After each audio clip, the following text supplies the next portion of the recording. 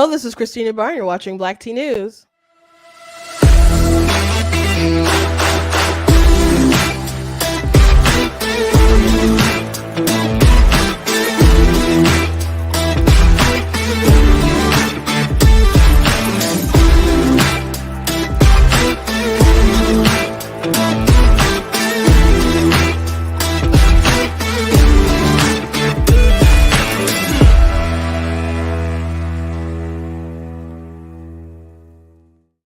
Hello. Welcome to Black Tea News. I'm your host, Christina Barr, and today will probably be one of my most controversial days, probably. Uh, well, one, I saw that ethics professor in different threads that we talked about yesterday.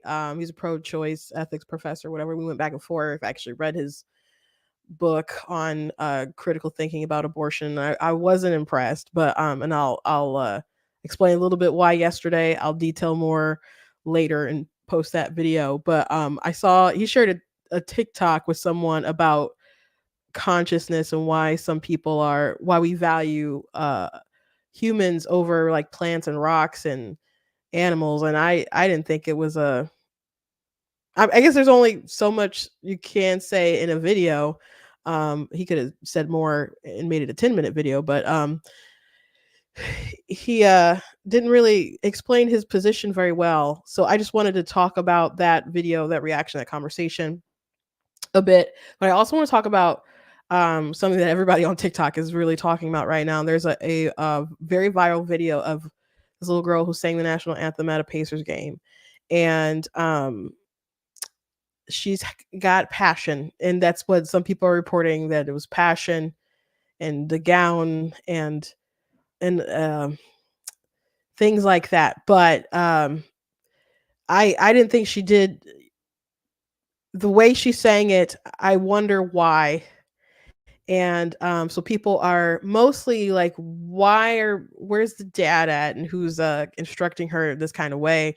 And so it's become a big conversation. I made a reaction video, and people were really kind of, I mean, people enjoyed the reaction video, but people are also upset that I made a reaction video. So I'm going to invite you all to my controversy, and maybe you'll. I don't think there's much to agree or disagree with it. I did what I did, but I have so many thoughts about this and I just want to share. So you guys are my outlet. We're going to talk about it, and hopefully some stuff on immigration as well. We'll see where the time gets us. But before we jump into everything, I want to encourage you guys to go to blackteennews.com, check out different content on my website, different articles, videos, etc.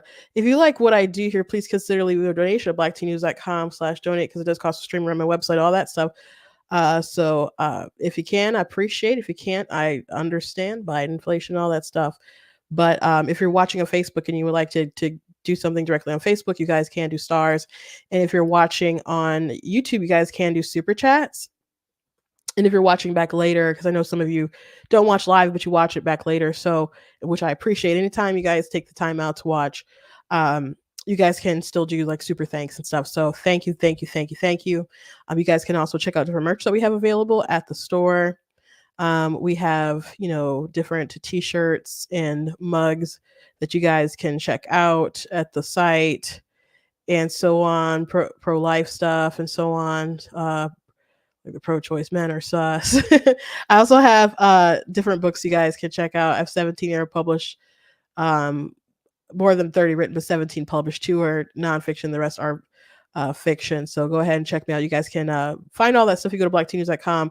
On the merchandise page, there's a banner. It'll take you to my book website, but otherwise you guys can just go to Amazon and check out my stuff. So we will start with actually the immigration stuff before we get to the anthem story. So we know Chicago is a hot mess with the immigration. We know it's pretty much everywhere. Our immigration system is getting to a point where I don't know, we could be getting to a point of no return with how many people are coming in and how much it might impact changes the country. We have so many people coming in, they're overtaking me. The numbers are bigger than major cities, the populations of some states, and you don't know where all these people are coming from. You don't know what kind of record they're bringing with them. You don't know where all these people are going, and they're not monitoring really if these people come and bringing them over, if they're really brought with their family or not. Dr. Phil was on Joe Rogan. He was talking about I I just saw some snippets. I haven't watched a whole interview with Joe Rogan, but he was talking about his concerns at the border because when Trump was president, they would have like rapid on-site testing to see if you were accompanied by a family member, and if you weren't, they would take the children, and they just didn't want them to be together and stuff. But because you have these coyotes bringing the children and so on, and you don't know what happened to all these kids when they came over, what kind of ways they're abused, and etc. Blah blah blah. So they're not really doing that, and so he claimed that the people will have like addresses written on their arms and other stuff like that, and they'll just try to facilitate them to go to those places. And it's like, did you vet who brought them? Did you vet where they're going? You can't just release these people everywhere and not know anything about them, but yet that is what they're doing. So Chicago is a sanctuary city. It's one of the places where they've sent a lot of migrants, and some of the citizens have been very upset about it. So there was one woman who decided to say her piece to the mayor of Chicago, and my sister showed me this. I couldn't find anywhere else, like on Twitter and stuff like that, but she showed it to me on Twitter. I'm on TikTok. I wanted to show you guys this yesterday, but I couldn't find it before I went live and stuff. So just before I started, Mike's email me that TikTok. So I have it. This is quite fabulous. So it's a few minutes long, well worth our time. In Chicago steps over big shoes and silences the mayor. Let's get right to the video. Everybody knows about a movie, Scarface, right? It's a classic, Al Pacino, right? Everybody knows about that movie. And we focus on the famous lines in that movie. The acting and the hello to my little friend and all that. But it's the beginning of that movie that matters. When those words are coming up on that screen, that's what matters.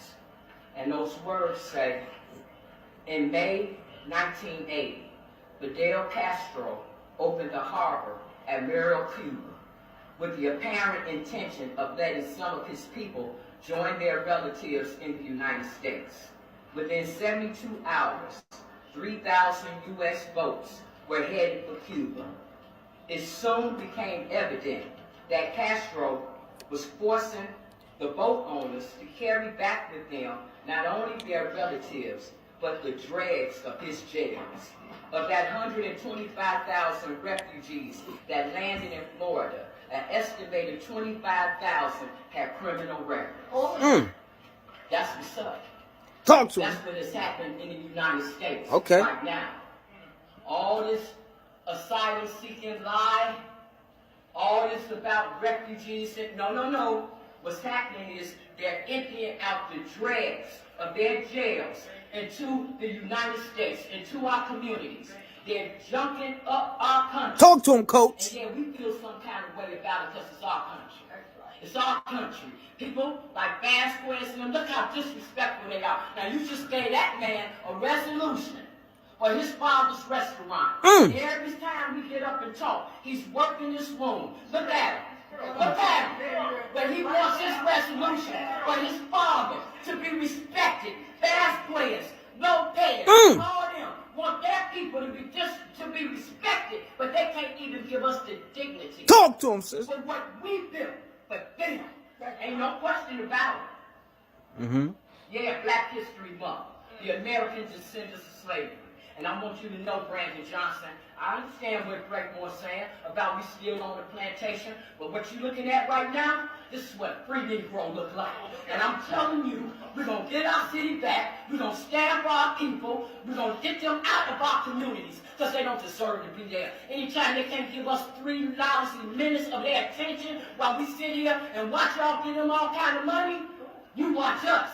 We black out here. All right. We're going to handle our business. You watch that. Free black woman. All right. We sit down. Wait, we'll stop it right there. She said a mouthful, man. And you're going to see a lot more black people step away from the Democratic Party. They're finally waking up because people have to be affected by something before they finally wake up and smell the coffee. Anyway, I'm done talking about it. Y'all drop a comment. Let's talk about it. Get at your boy. So, my sister said she when as soon as she mentioned Scarface, she knew exactly where she was going with that. And so she was excited, I guess, when she initially, saw this video. I've never actually seen Scarface myself. I know the, famous lines or whatever that it seems that people talk about, but yeah, I didn't know where she was going with that, but that was great though. But it's true though. We do know that they've caught people at the border, stopped some that have been on like the terrorist watch list. So think about people who they haven't encountered that have got through. Right? And just think about all these people who come through who might have some kind of records that they're fleeing different things to come here. And not maybe just they're fleeing being persecuted. Prosecuted, not persecuted in their own countries. But, I understand people wanting to come here to be part of the American experience and take advantage of the opportunities here and even, many, many entitlements that are kind of killing us. But if you're not going to respect our laws and come here lawfully and be someone that of merit that we want to have, and that's just an issue. It's a really big problem. And we see people coming in who are committing crime in the state where I live in Oakland County. They reported that you have these criminal alien gangs who are coming together and robbing houses, doing these just robbing these houses and stuff. They'll hack into the Wi-Fi or whatever. So I guess even the Ring doorbells and stuff, they'll disconnect that and come in and steal stuff. So this is stuff that's just going on in Chicago and other places, affecting people a lot of places. And in one place where it's really becoming a big story, there was a young woman, Lincoln Riley, who's 22 years old. She was murdered.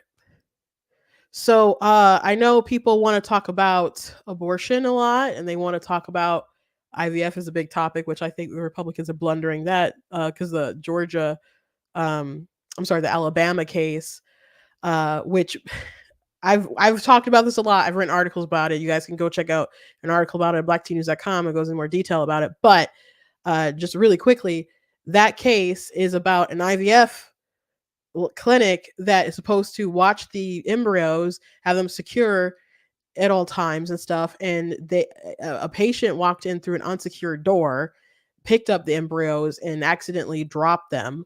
And the parents who lost their embryos, there was a set of 3 of them, sued the clinic, and they wanted to sue them for wrongful death of a minor. And they were trying to say, well, you can't sue us for this. And it's not criminal, it's civil. And like, well, you can't do that because it's not actually a child. And then the court was like, actually, we've considered embryos to be children in regard to this law, not criminal law, but still this particular civil law. And we actually don't have a reason, just from the reading of the law itself, to disqualify an embryo based on their location.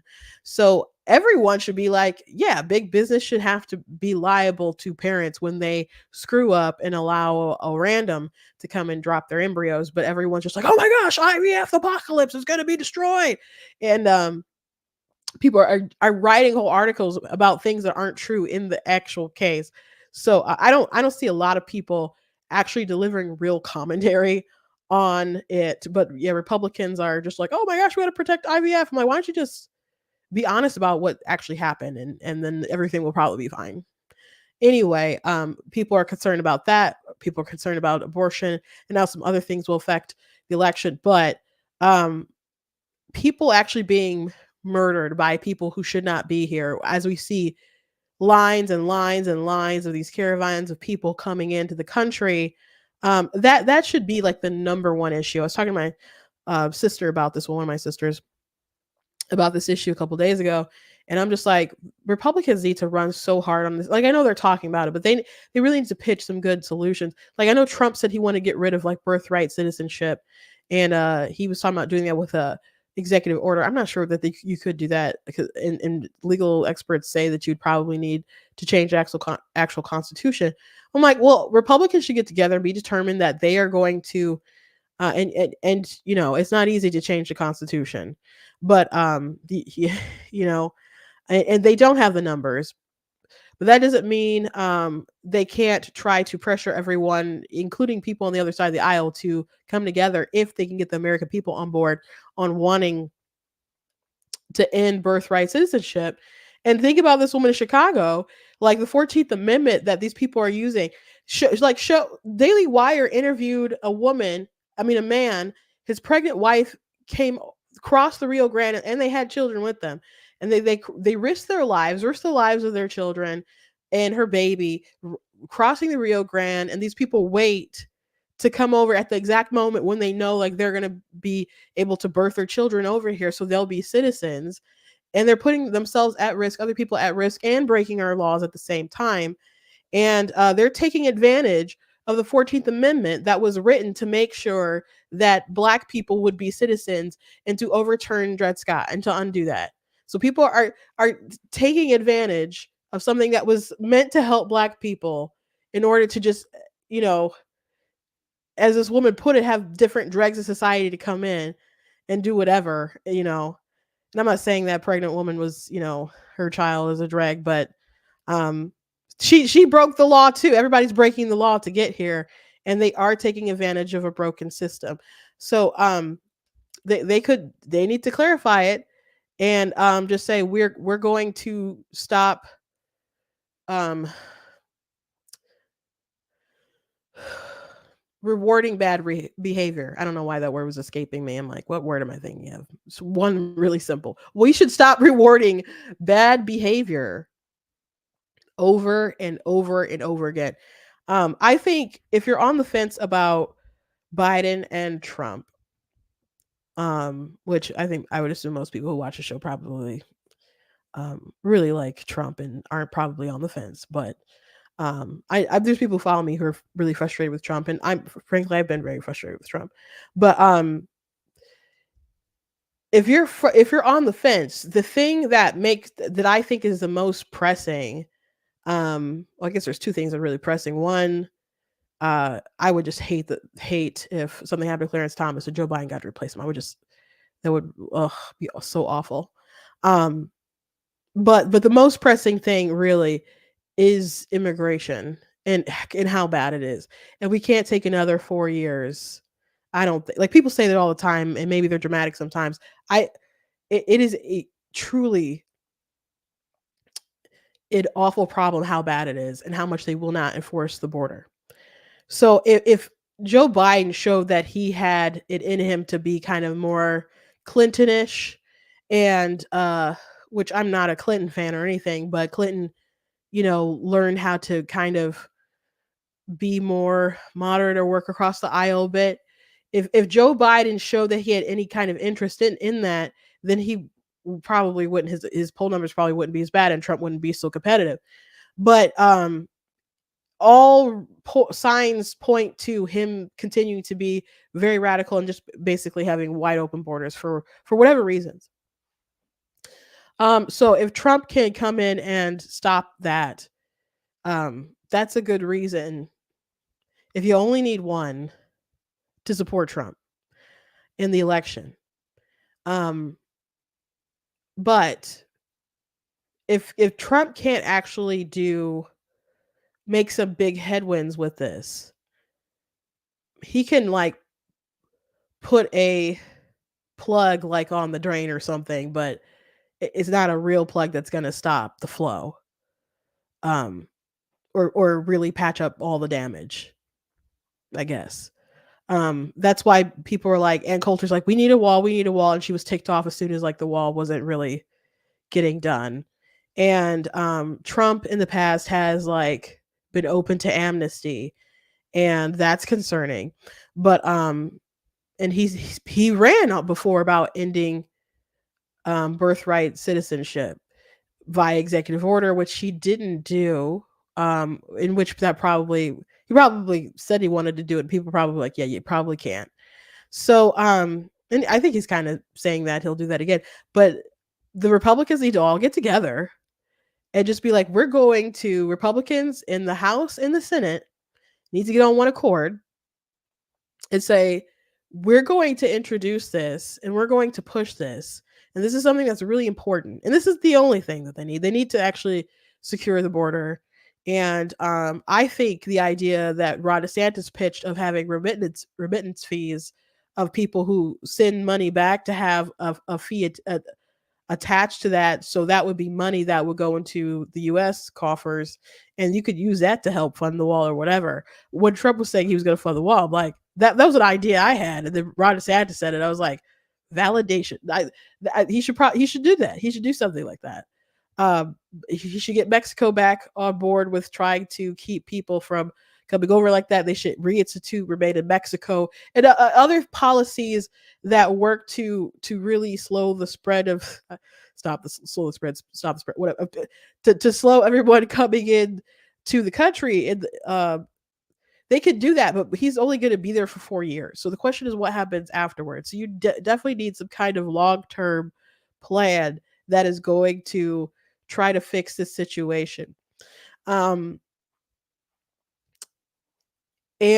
if you can get Republicans on board and run on that and get Americans on board with the, yeah, immigration is really bad. Yeah, we do need some kind of reform. Yeah, we don't need these open borders.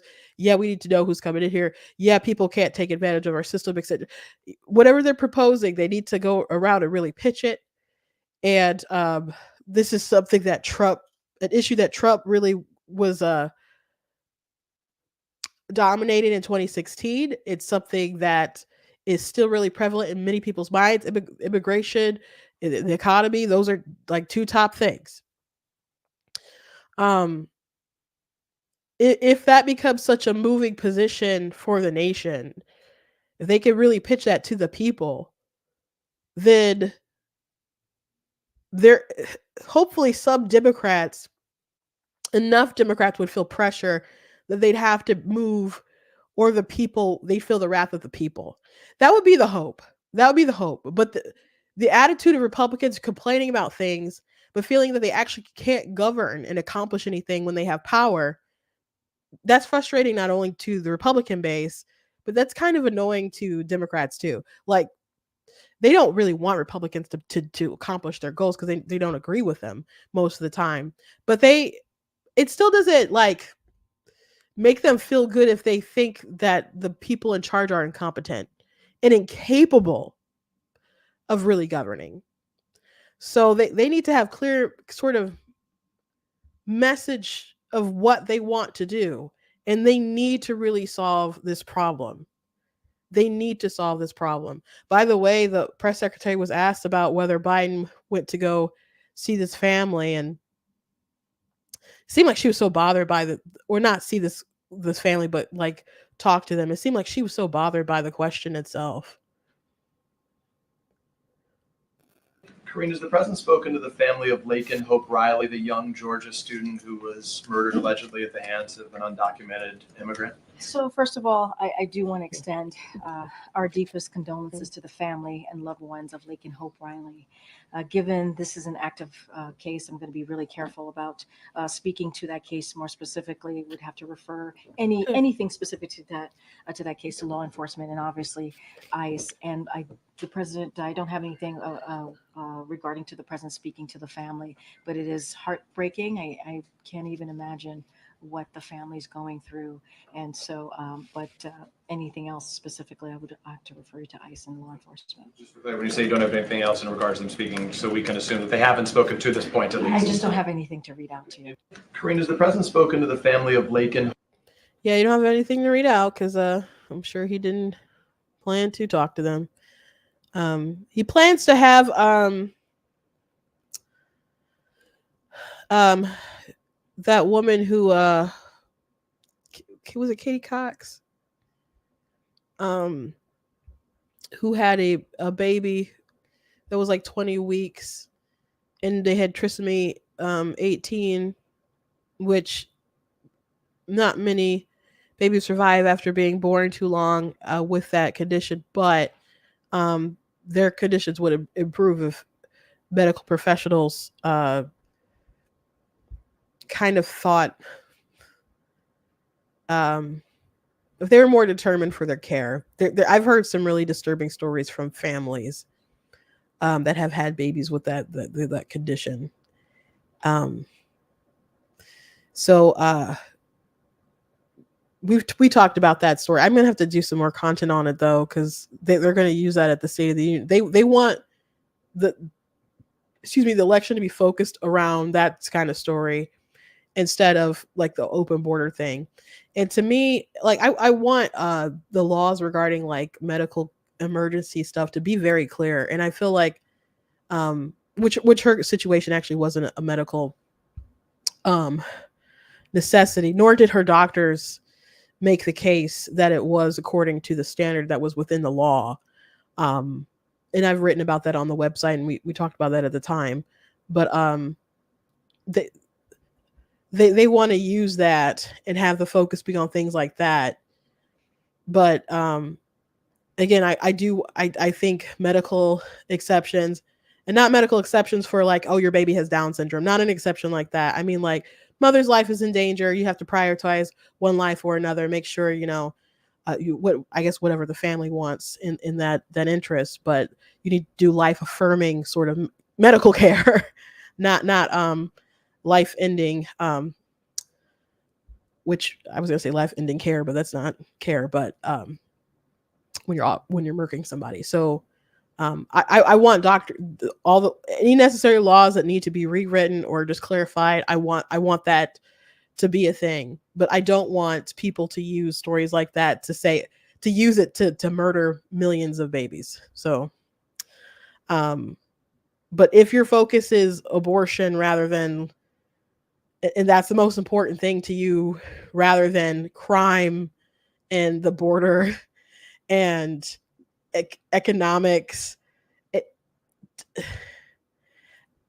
someone that I know was on a panel, and they said that if abortion's the most important thing to you, you have a pretty privileged life.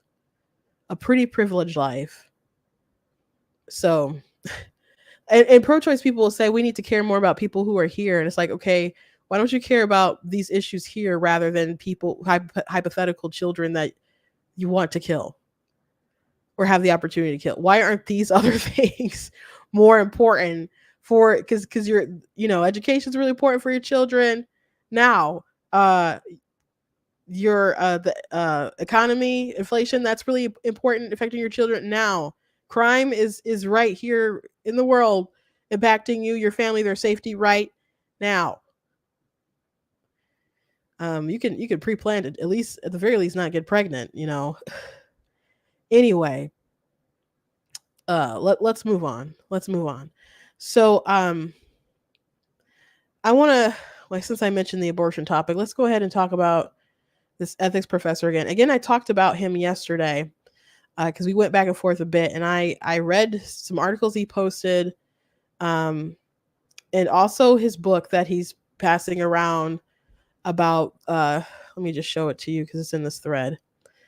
It's called Critically Thinking About Abortion, and it was about 50 pages. And I read the whole thing. I was a lot more gracious to his point of view than he was to mine. He was very rude and dismissive, and to use ad hominem fallacies, but whatever. And so, someone, this page, I don't know if he follows them or whatever, but I think that's where I originally saw him. He said a mother takes her infant son to a remote cabin in the woods. Shortly after they arrive, there's a heavy snowstorm in the area, cutting off the cabin from the outside world. The mother has a small supply of formula that quickly runs out. The only way to keep her child alive would be to breastfeed. Does the mother have an obligation to use her body to sustain her child's life, or is she allowed to let her child starve to death, or even to actively kill it? So the starve to death, you know, actively kill it would be more describing what actually happens in abortion. So this is a hypothetical to test the argument of parental obligation, and do you actually have an obligation to use someone to use your body to keep you alive? And most people in this scenario are like, yeah, absolutely, you need to let them use the body to keep them alive. And so you see inconsistencies there with that argument. And so this, he says, make a list of many differences between this baby and, say, embryo or beginning fetus. There are reasons to save the real baby that don't apply to beginning fetuses, such as that the baby is sentient and the embryo is not. So the fetus certainly shall be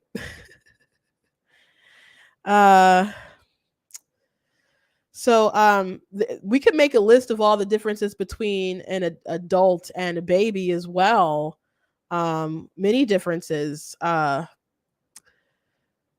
well. So I read through this whole thing. I did not find it persuasive. I talked about how he basically he excludes the fetus, especially early fetus, from protection or rights because they're not conscious. They don't have consciousness. They're not sentient or whatever. And that's what he says you need in order to have rights. And it's different if you kill them versus if you kill someone with consciousness. He never explained why it's actually wrong to kill anyone, or why if you murder someone, it should be illegal. Because my thing is, and I'm not going to go to big rant today because I talked about it yesterday a lot, and I'll talk about it more. I'm going to address like this whole book. If all that matters is that you have consciousness, then I don't see why it matters once you no longer have consciousness. And so why should someone who does have consciousness be punished for ending someone else with consciousness?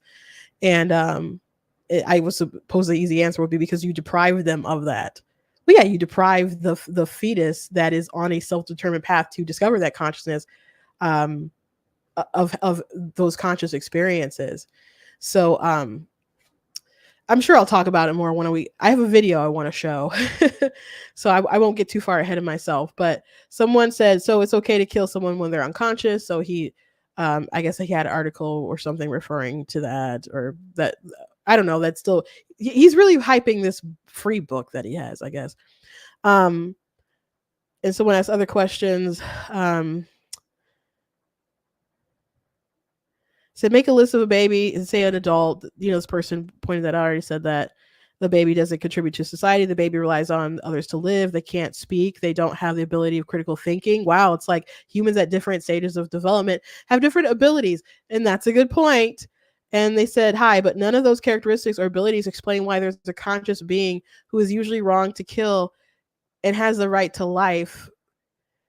Better explanations, their appeal to consciousness, wants, and will, not biological classifications.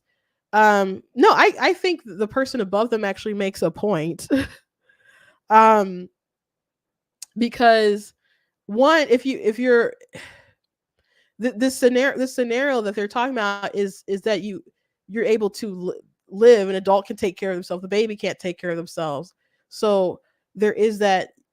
They require the use of your body. They require the use of someone to help them keep them alive. That's something that they say you should be forced to do that with the case of abortion. And they also kind of they reject parental obligation as well. So it doesn't. Yesterday we talked about how there was the woman who was charged and pled guilty for murder for neglect of her child that was 16 months. She just left and went to Puerto Rico for 10 days and the child died. I'm sorry about that.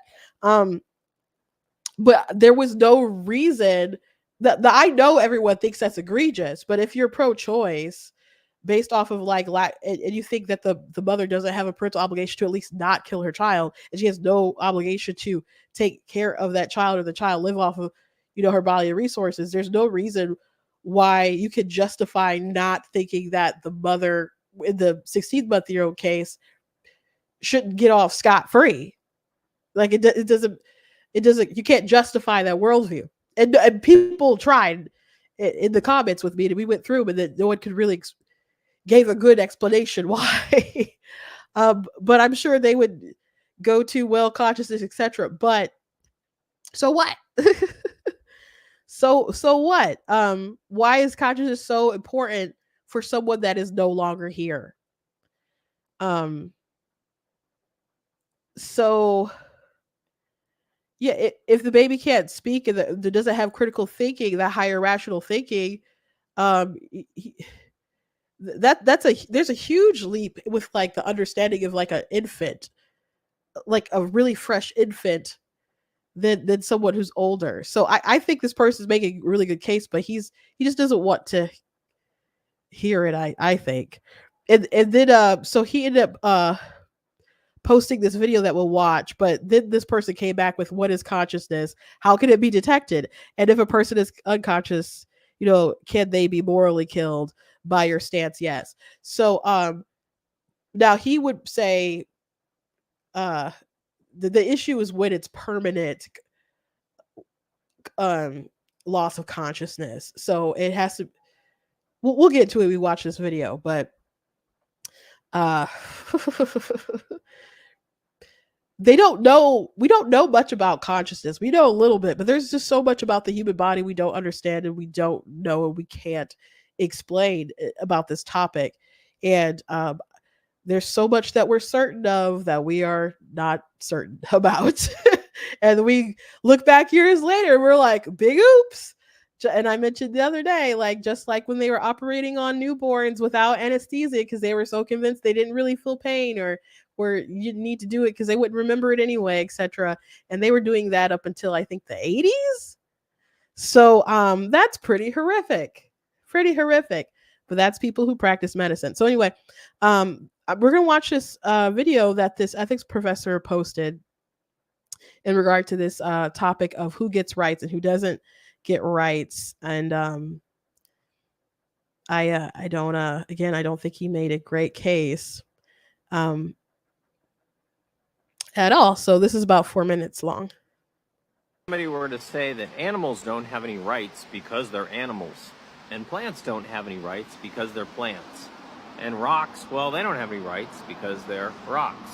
A thoughtful person here would have this response. Okay, well, why do animals not have rights? I mean, I know they're animals, but why do they not have rights? I know plants are plants, but why do plants not have rights? And I'm not even going to talk about rocks. So they would think like there's like a real reason why these beings don't have rights, or a real reason the person thinks that they don't have rights. You can't just sort of say plants don't have rights because they're plants. There's something about being a plant that would make a plant not have, say, the right to life, or right to any other right. So there's a reason. About plants, maybe they would say, like, look, plants can't feel anything, they're not conscious, they can't suffer, plants don't have a perspective on the world. They could give all sorts of reasons why plants don't have anything like that, and therefore they don't have rights. If you doubt those sorts of claims, I really encourage you to take a biology class. About animals, some people would say something like, well, dogs don't have rights because, hey, dogs can't do calculus. And if you can't do calculus, you don't have, like, the right to life. Now, pause. Okay, so why did we jump from plants don't have feelings and consciousness and didn't carry that same energy over to the dog? Why why not? Why did we make that case for the animals? Because you can't there. There's issues there. So I'm gonna before we pop in, should we watch the rest of this before I play? I wanted to play an Equal Rights Institute video on this. I think we'll pause it there. Again, I think it's strange. that you jump to, well, dogs can't do calculus. I'm not saying I've never heard someone mention that, I guess. But usually that's not where we jump to. Dogs can't do calculus. When Trent Horn was having his debate with Destiny and they were talking about like why would you disqualify a fetus, and they're like, okay, well, the fetus isn't sentient or it doesn't have the conscious, they don't have consciousness. They kept talking about consciousness. And it's like, okay, well, a newborn um doesn't can't really isn't really that self-aware and stuff, and like something like a pig is far more intelligent than a human child who is like in that level development of infant, early infant like that. And pigs are very intelligent. They can play games and do different kinds of things. And so why would you qualify a human child for the right to life, but not a pig? And so Destiny, he warned that if you kind of kept pushing him to that with this line of thinking, he'd be more likely to say, well, you can just kill a kid until they're 2 or something like that, which there's some pro-choice people who make the argument that you should be able to legally kill a child or whatever until they're about, I don't know, 2 or something like that, because their lack of, I guess, rational thinking or something, or awareness or whatever. And but Destiny was like, well, when you have a conscious experience, like it's just, he kept saying it because it's a human, and he's like, I don't think there's like a human, like it comes in different stages, like it just kind of is what it is once it comes. And that's kind of where they had good discussions or whatever, but that was like where his argument kind of really broke down. Because if it's just a consciousness or mental capabilities or whatever that's important, the reason why he really couldn't eliminate the pig but could keep a newborn is because the newborn was human, and the human, he kept using that word human consciousness, but the word human was what was doing all the work. So there's something inherently valuable about being a human. Now you can go watch that whole 3-hour debate, or you can, they do address that part with Trent Horn did like a recap of that debate, so that's shorter. And because Destiny went on his show to talk about it, and he talked about some things that he thought Trent like dodged and stuff, so Trent like showed like, no, I addressed these things here and here and did some clarification things, which so that video was a really good one to watch too. And but Trent also showed a comment of what I basically felt watching the debate is like the word human here is doing a lot of work. Like you value it because it's a human consciousness, and you know that inherently something just about the fact that it is human is the reason why you want to protect it. So anyway, let me show this video from Equal Rights Institute before we finish this professor here, because again, dogs doing calculus, I haven't heard that many on many debates, and I watch a lot. Is biologically human, but that doesn't mean anything. It's not a person that should have rights like us. Let's take a break from talking about abortion for a second, just so I can understand how you think about rights more generally. Do you think that all human adults, like you and I, should have an equal right to life, or an equal right to be protected from violence? Well, yeah, of course. Okay, cool. I kind of thought we'd be on the same page there. All human adults, regardless of race, gender, religion, sexual orientation, disability status, you name it, like, we all have an equal right to life. If we imagine this equal right to life club, where things that have an equal right to be protected from violence are in, all human adults would be in. But what about human newborns? Yeah, I mean, I think it's wrong to kill a newborn, so I guess they'd be in the club. Yeah, totally. Okay, this is kind of a weird one, but let's actually consider it for a second. What about squirrels? I'm not saying that squirrels have no value, but I don't think it's as wrong to kill a squirrel as it is to kill a newborn or an adult. So squirrels aren't in the Equal Right to Life Club. Yeah, I agree. Squirrels are not the same. So here's the interesting question. What is it that's granting some creatures access to the Equal Right to Life Club while denying others? Like, there must be something that the creatures getting access have that those that aren't getting in lack. It has to be something that all the creatures have equally in order to explain why they have an equal right to life. Let's call it X. What do you think X is? Well, I think self-awareness is really important. Totally. I think self-awareness is important too, but I don't think self-awareness can be X. Because newborns aren't self-aware until at least a few months old, when like babies become aware of their body as a physical object. If self-awareness is what grants an equal right to protection from violence, then it would have to be fine to kill newborns. Okay, so then it's a more basic thing that newborns can do, like sentience, the minimal ability to perceive the world. I don't know if that works either, because squirrels are pretty clearly sentient. Like, if sentience is what grants an equal right to protection from violence, then squirrels would have to be in the club. Well then, what do you think that X is? I think the only answer that works with what we already know from our sorting process is something like human nature. It's the only thing that everyone in the club shares equally, so to bring abortion back into it, that's why I think embryos should be protected from violence. They have that same thing that the rest of us in the club share, so I think they must be included. The only logical way to affirm equal rights is to protect the unborn, too. So if you're unfamiliar with the Equal Rights Institute, their job is what Emily says all the time is they want to make pro-life people less weird.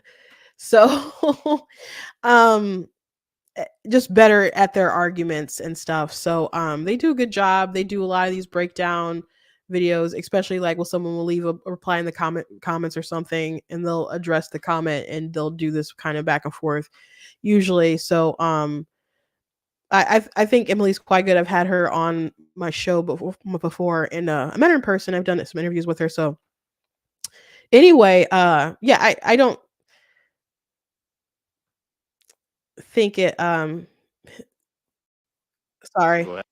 I just don't see how he disqualifies other non-human beings without appealing to some kind of higher um rational capability, not necessarily a current um ownership of that higher rationality, but that it's inherent to our nature, our human nature, as she was talking about. So even though a newborn, isn't self-aware too much, we know that they will get there in time. Well, babies can't do calculus. Children can't do calculus. Maybe I can't even do calculus. What do I know? Does that mean I don't have any rights? I don't think so. So it is not true that you have to do calculus to have basic rights, say the right to life. And it's also not true that anybody sort of has basic rights because they can do calculus. All right, so the big point here is whenever anybody says that something has or lacks rights, they need to say why. They can't just sort of say, this thing has these rights because it's that thing. This thing lacks those rights because it's that thing. We need like a real reason.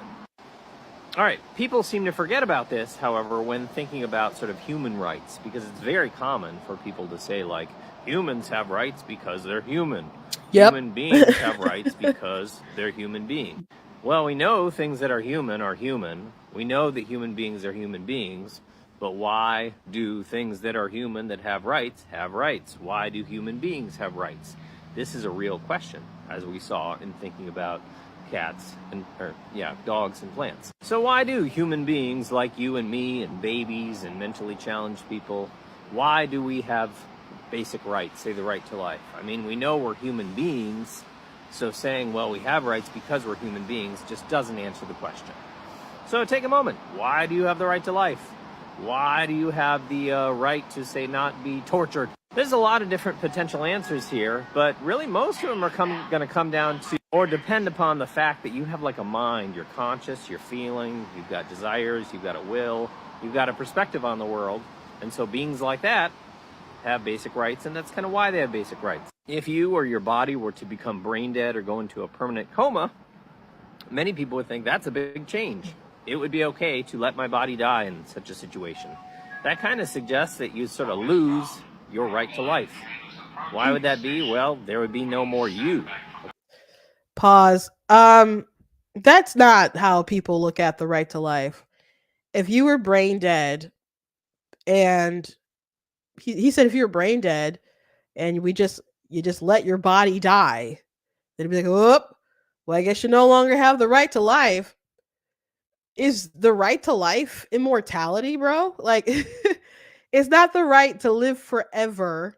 It's the right to not be killed. It's the right to not be killed.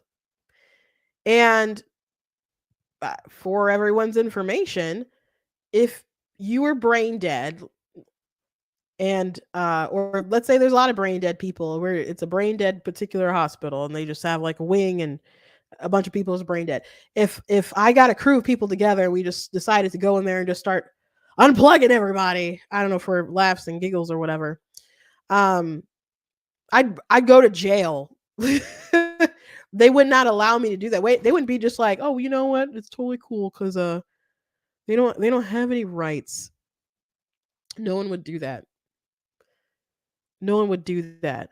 The reason why people allow that to even that kind of scenario to take place is because one, it could be the person has made those sort of arrangements. So if they do fall into some kind of state, they have some kind of past presented, like, I want this to happen in the event of my death. So people would allow their body to just come to its natural conclusion without like that medical care keeping them alive. Because if you're brain dead, it's a machine that's going to be keeping you alive, right? So there's that. um so one, you can't go around just killing people. Two, they're usually trying to honor their wishes, or if there's not anything expressed and the family comes together and make a decision. The family is trying to make a decision on what they feel is best for that family member, something that they would want. So if your husband is brain dead, people are going to assume that you would know what his wishes were if he were in that kind of, situation, right? But it's just allowing your body to come to its natural conclusion, unlike if you were a fetus in the mother's womb where you're supposed to be, and our natural reproduction process has happened, and now it's resulting in a child in the womb, and it's not the same as being at the end of your life. It's you're stopping someone's beginning of their natural process of how they become him and how they become me. We are those beings the whole entire time. And he said, it's a big change. Yeah, dying is a big change, and it sucks no matter how it kind of happens. But you don't have the right to live forever. You don't. You don't. That's not what the right to life is, but it's a right to be protected against violence. It's a right to not be killed. So that there's a pretty big difference there with the end of life care. But back to the consciousness things, if because he's mentioned vegetative persistent vegetative states and stuff in his book that he has, and people can come out of those and stuff, but he says you're not really you when those things happen. Like, so because we don't consider you to be really you when you're not actually doesn't have you when you don't have a conscious anymore, then there's a parallel there, a symmetry there at the beginning of life. But so if you're not you when you don't have consciousness, then you can't be you until you achieve consciousness. But as Trent Horde pointed out, the symmetry there that actually makes sense is, once it is impossible for you to have sentient, have consciousness, if that's on one end, then the other end is when it's possible for you to achieve consciousness, that's when you should exist as a person. And again, you cannot be unless you allow that natural progression to happen. We're talking about a couple weeks. We're talking about, you what is so significant between, like, let's say 22 weeks or is going to be when the consciousness turns on. Like, you really think there's such a moral significant difference between a baby at 22 weeks versus 21? I think those are things that we tell each other, or things that we tell ourselves, so we can rationalize this thing that we want to do. To me, I've given this example before. It's kind of like John Connor. I mean, not John Connor. The the Terminators and stuff coming back to the past to destroy John Connor before he become too much of a threat to them. I think these people are trying to go ahead and say it's okay to abort these children before they become too much of an ethical violation for them. And that's just what they tell themselves. Well, they're this small and they can't feel it and they're not really aware of what we're going to do to them. So it's okay, even though it's the same being. It's the same being. So let's go ahead and finish this out. According to many views. Flip it around. Do embryos that are biologically human organisms, are they conscious, feeling, aware, etc.? No. So, on this view, they do not have basic rights.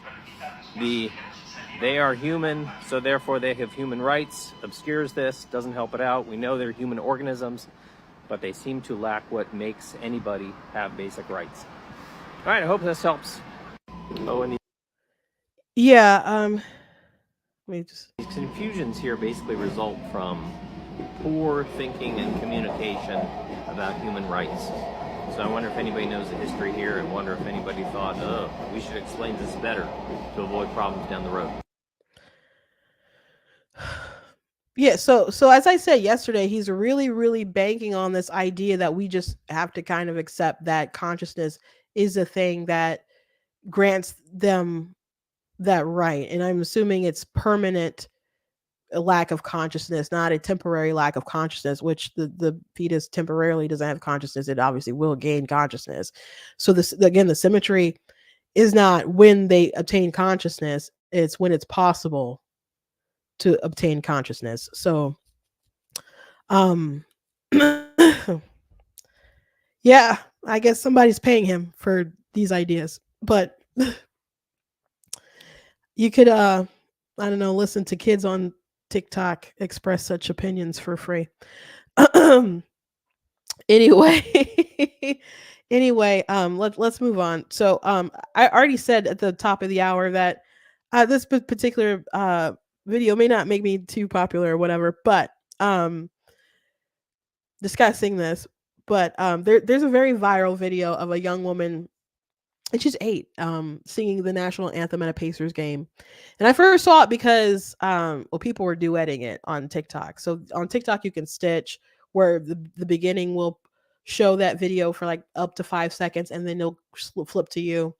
Or you can duet something where the video will play and you're like side by side or something like that with a video. So I saw a side by side of a big account who just reacts to stuff. A lot of times it's humor or whatever. And it was a Black woman. She didn't say a word. She was just watching it and kind of laughing. But tears were rolling down her face. And as I was watching it, I was making expressions for sure. And my mouth hit the floor with some of them. And I was like, I want to know, I want to get a live reaction video or blind reaction video of it was actually my Bible study, maybe that makes it all worse, of their reaction to this video. And it was after the Bible study. And just see what their thoughts on it was. So before I went to Bible study, I did a video, and I'm going to play you guys the reaction video. I don't know if you guys have heard the actual performance. Before the actual Bible study, I did a video, and I filmed it actually quite a few times. I did quite a few takes. Because the issue with the song is that she's doing the national anthem is already a complicated song for people to sing, and it's very hard for most people, even professional performers. And the most compelling argument I've ever heard of Star Spangled Banner not being the national anthem is that it's too complicated for a large group of people to sing. It's just too many kind of jumps as far as the keys and stuff. And I'm like, that makes sense, because it is awkward when you're singing the song and all of a sudden you hear like a whole crowd of people go, ah! You know, because I have heard such things. It is it's a difficult song to sing. When I sing the song, I get compliments from people all the time, like, I love that you sang it so low so we can all sing along. I'm not really I didn't really do that on purpose. Oh, so the crowd can sing along with this. I'm just trying not to get to that last high note and then crack because that's happened to me before. So I'm just trying to sing it in a way that's going to lead me up to the most success. Right. So, but when I first saw that the Pacers had shared that, last I saw the video had like 13 million views on their page on TikTok. And their caption was uh it said something about beautiful dress, incredible passion, unmatched performance. And uh what a way to spin that. But I assume they probably I don't know how many times they posted other people singing the national anthem. I scroll through their content to see what kind of stuff they usually post and how many views it gets. They don't have anything that like is taken off like that video took off. So I assume they knew people would share that, and that's one of the reasons why they put it on TikTok. And the internet decided to internet that day. But I just mostly gave advice, and because I did look at other videos because I'm like, sometimes people cannot do a great job and they'll mess up. Like Alicia Keys can sing. She cracked at the beginning of like her song at the Super Bowl. And I didn't watch the performance, but my sister came home and she was like, did you hear about Alicia Keys? And I was like, no, what? She's like, she cracked. I'm like, oh my gosh. And so I'm thinking like, well, she has like kind of a rasp to her voice. I'm like, okay, well, did she play it off? And then she played it for me. And it was like immediately as like as soon as she started singing, I was like, oh. And it sucks as a performer. You're empathetic because you're like, you, not only would you hate for that to happen to you, you hate it because it has happened to you at some point in time. If you sing long enough, there will be a time when you screw up. There was a performance on what was it, Good Morning America for the Little Shop of Horrors, and gosh, what's that Asian comedian's name? The female, she played Audrey, and she sang "Suddenly Seymour," and she I think it was Suddenly Seymour, but it didn't she messed that up. Her voice waned in that critical moment. Now they like immediately like will go and like replace this stuff as fast as they can. But you know, like, well, these people can sing, but you're empathetic to them. The girl who sings Let It Go on Frozen. She did there's one performance she did of Let It Go where sorry, but the sun is like moving and blinding me. And she just her voice didn't have it that day. But we've all obviously heard Let It Go and know that she can sing the song. So I started looking up other videos of this little girl sing the song, and she can hit the notes that she didn't quite hit.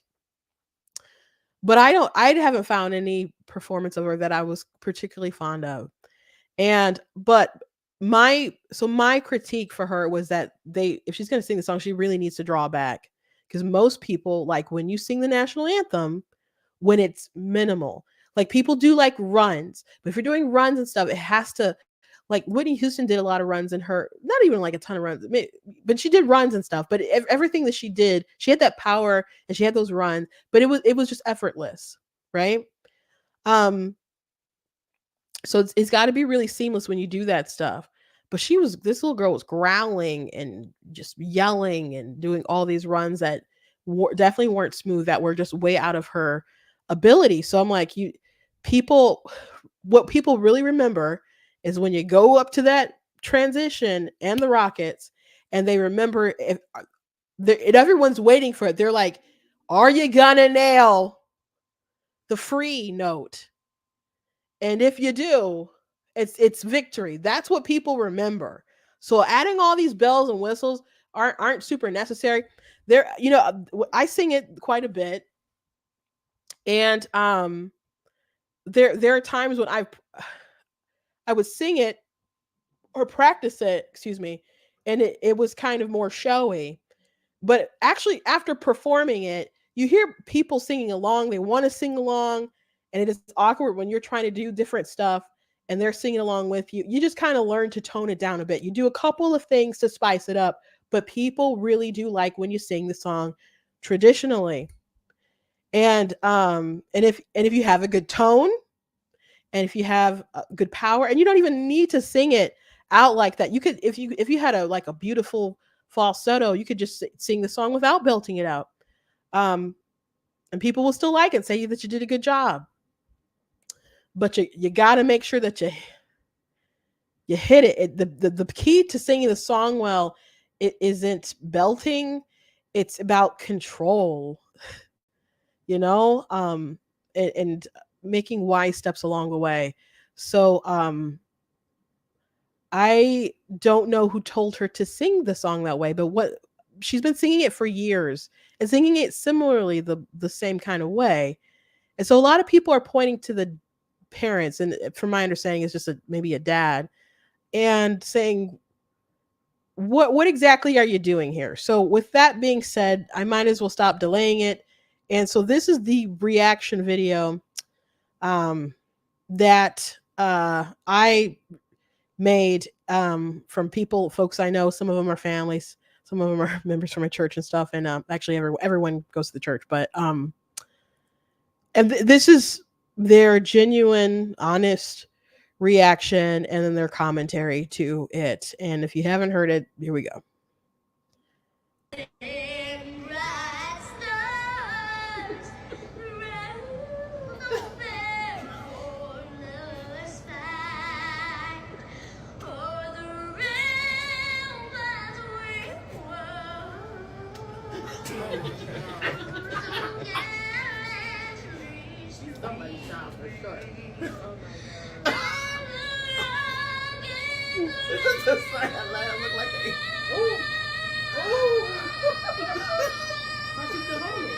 She told me she told that song good.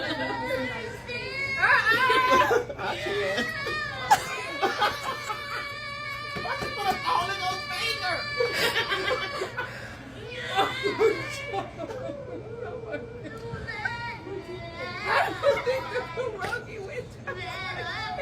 Oh my God, this is too much.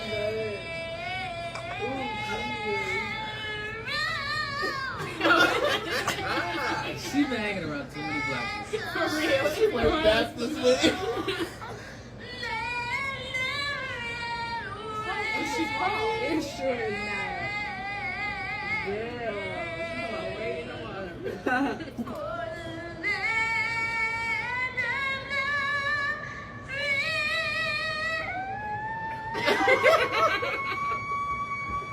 Oh, that's one right here. Is that?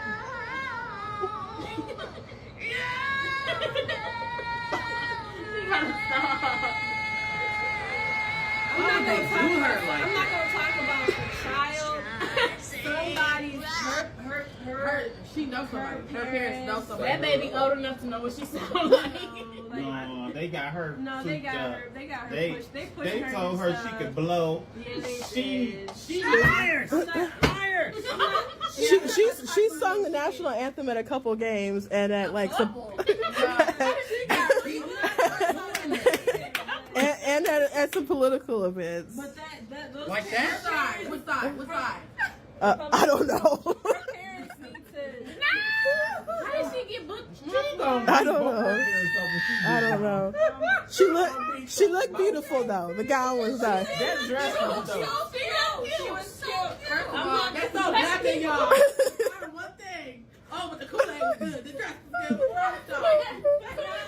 I'm like, that's so black. She was cute. She did look cute. Was good. But she did look cute. Or just get her some.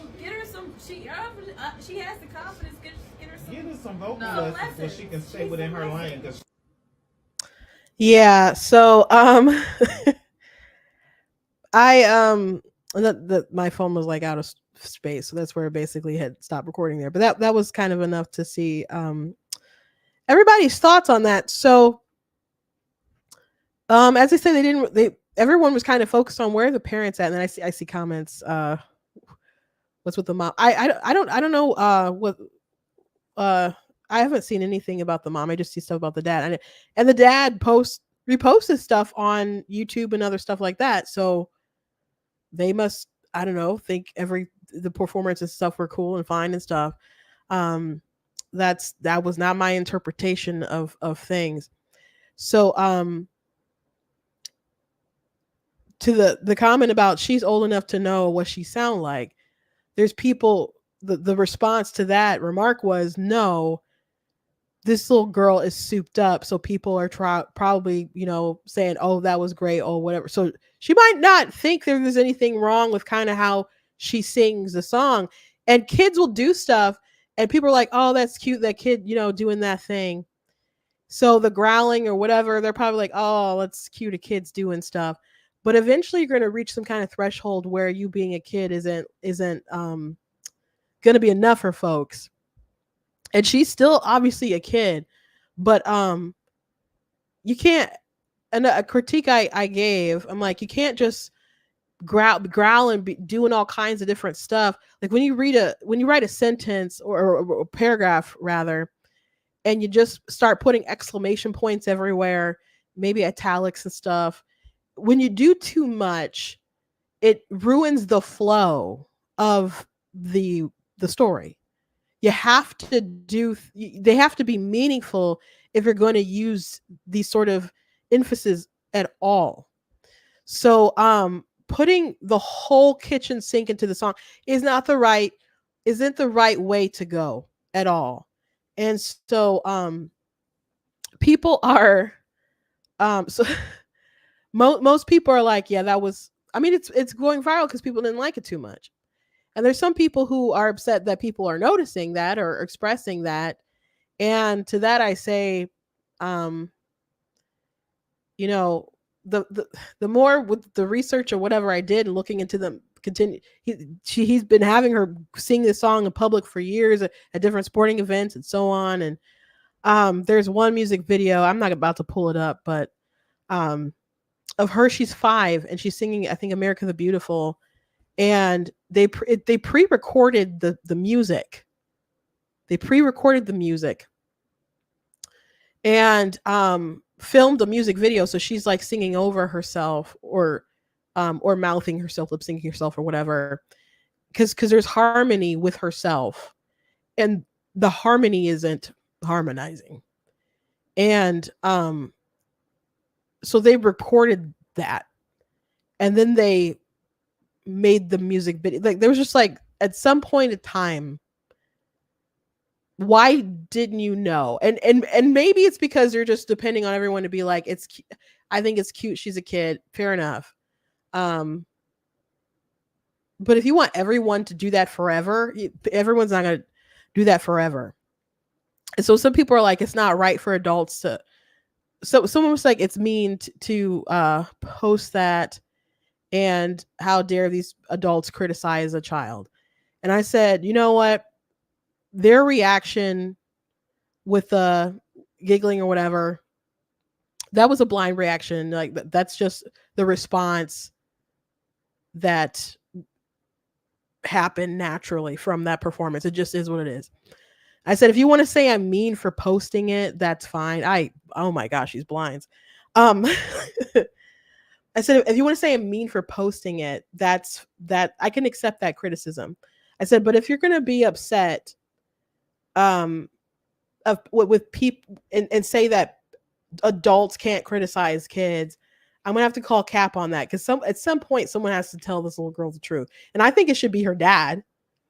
I don't think it should be the whole entire internet. You can say like there's an appropriate way to break news to a child, and there's appropriate people who are supposed to do it. But the goal of these folks, they clearly do, their goal is for her to be a singer, a famous singer, and they do want exposure. That's why they do these events. That's why they repost the music. She has exposure. The thing is that people are expecting folks to just, I don't know, applaud and be happy about it, and not say how we feel.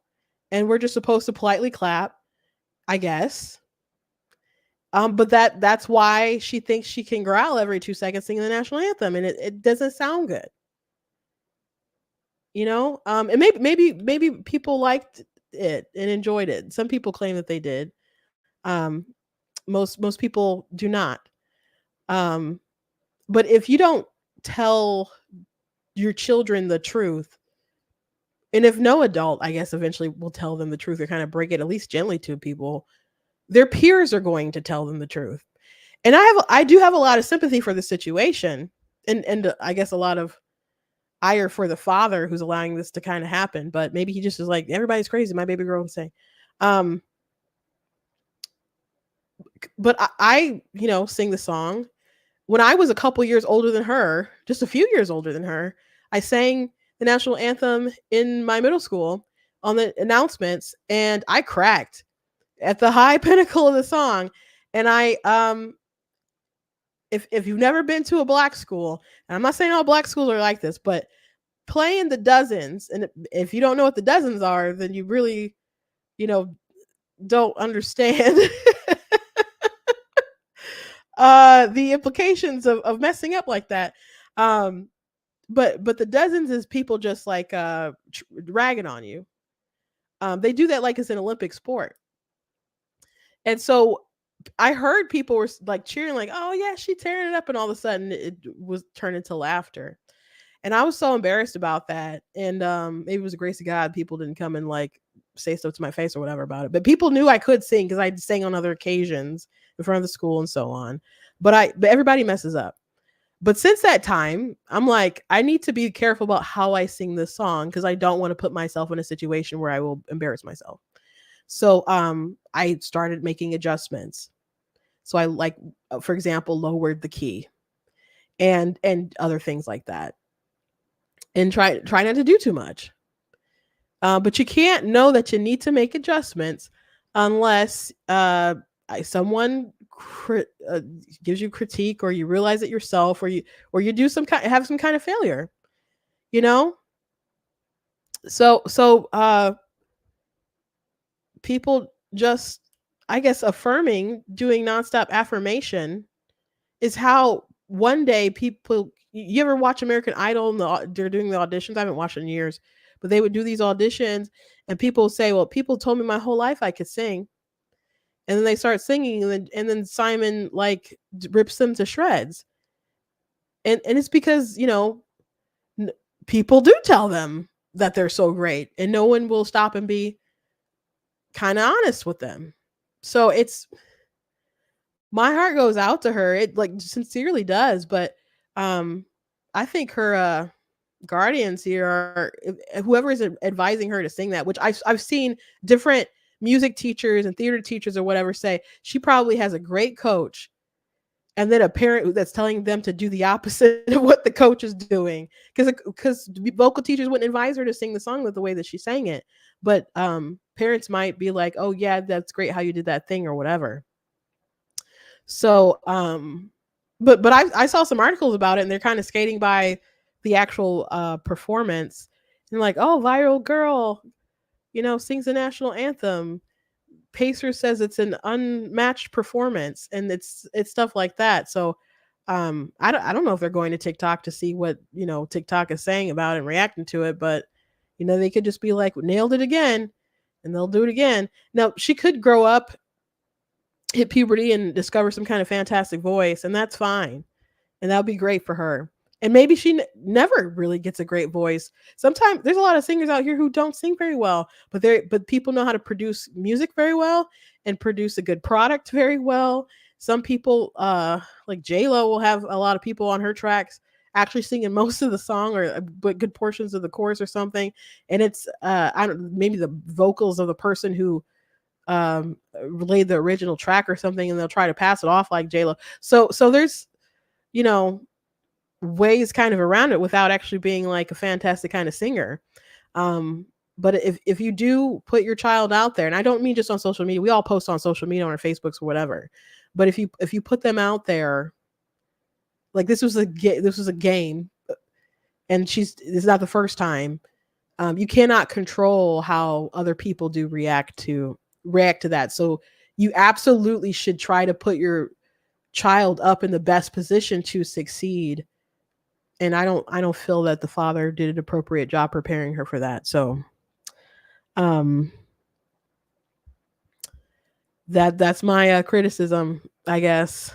Mainly for the dad, but I would definitely change that up how she sings a song, but um I don't I'm not I have a pretty good ear. I can't say that I'm not going to say I'm good at sniffing out young talent to be like that's the next person or whatever. So I'm not going to say for sure that I don't think she's ever going to be the next superstar Celine Dion or something.